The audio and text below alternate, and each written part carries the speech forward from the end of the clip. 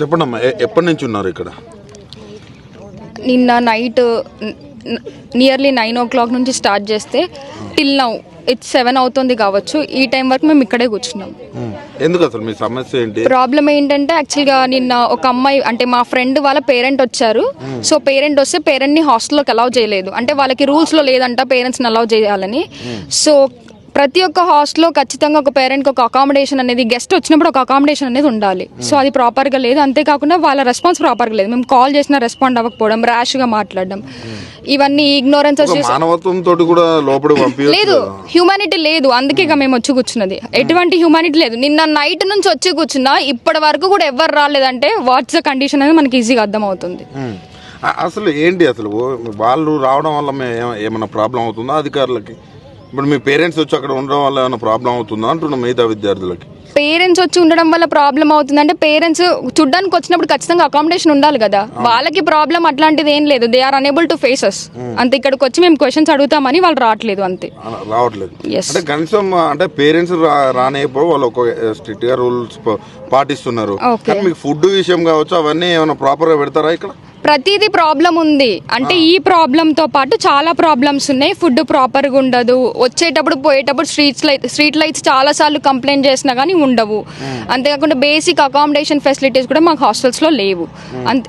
First proper response ఉండదు. మేము ఏ problem represent చేసినా డైరెక్టర్ మేడంకి కానీ, మేడం పేరు కళ్యాణ్ లక్ష్మి మేడం గారు, ఆ మేడం జస్ట్ రీప్రజెంటేషన్ తీసుకుంటారే తప్ప దానికి ఎటువంటి సొల్యూషన్ కానీ ఒక రిజల్ట్ కానీ ఉండదు.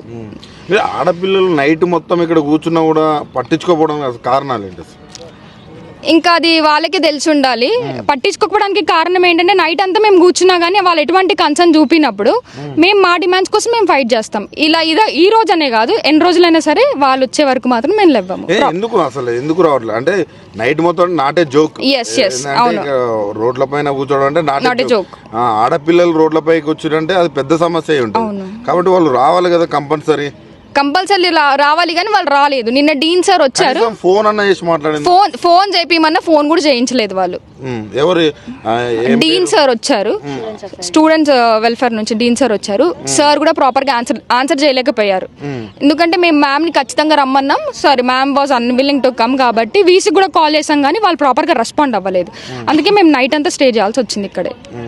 ఎంతసేపు ఉంటారు ఇక్కడ? ఇంకా వాళ్ళకి వచ్చి ప్రాపర్ రెస్పాన్స్ ఇచ్చి ఒక రిప్రజెంటేషన్ ఇచ్చి డైరెక్టర్ మేడం సస్పెండ్ అవ్వడమా, తను రిజైన్ చేయడమా అనేది మాకు ఒక క్లారిటీ ఇచ్చిన తర్వాతనే లేస్తాము. అంటే ప్రాపర్ గా ఇప్పుడు డైరెక్టర్ మేడం అపాయింట్ అయింది మా కోసం, స్టూడెంట్స్ కోసం. స్టూడెంట్స్ వెల్ఫేర్, స్టూడెంట్స్ ప్రాబ్లమ్స్ పట్టించుకున్నప్పుడు ఆ పొజిషన్ తనకెందుకు? తనుండి మాకేంటి? ఇంకా డైరెక్టర్ అనే పొజిషన్ ఎందుకు? మా ప్రాబ్లమ్స్ పట్టించుకున్నప్పుడు అలాంటి పొజిషన్ వద్దు. తెలంగాణలో టాప్ మోస్ట్ యూనివర్సిటీ. ఈ యూనివర్సిటీలో ఇట్లాంటి పరిస్థితులు వస్తాయని ఎప్పుడన్నా మీరు ఊహించారా? అది బయటికి చెప్పుకోవడానికి ఇట్లా పరిస్థితులు ఉండవు కానీ లోపల అంటే ప్రతి ఒక్కరికి స్టే చేసే వాళ్ళు, ఇక్కడ ఉండే వాళ్ళకి మాత్రమే ప్రాబ్లమ్స్ అన్ని తెలుస్తున్నాయి అన్నమాట. బాధ అనిపిస్తలే? ఒక టాప్ యూనివర్సిటీలో చదువుకుందామని వచ్చినాం కానీ రోడ్ల మీద కూర్చోవాల్సిన పరిస్థితి వచ్చిందని బాధ. ఇంకా 1 week లో మాకు సెమిస్టర్ ఉంది. కాకపోతే ఇంకా పరిస్థితులు అలా ఉన్నాయి కాబట్టి తప్పదు. మార్పు కోసం కూర్చోవాలి. మార్పు కోసం. ఓకే.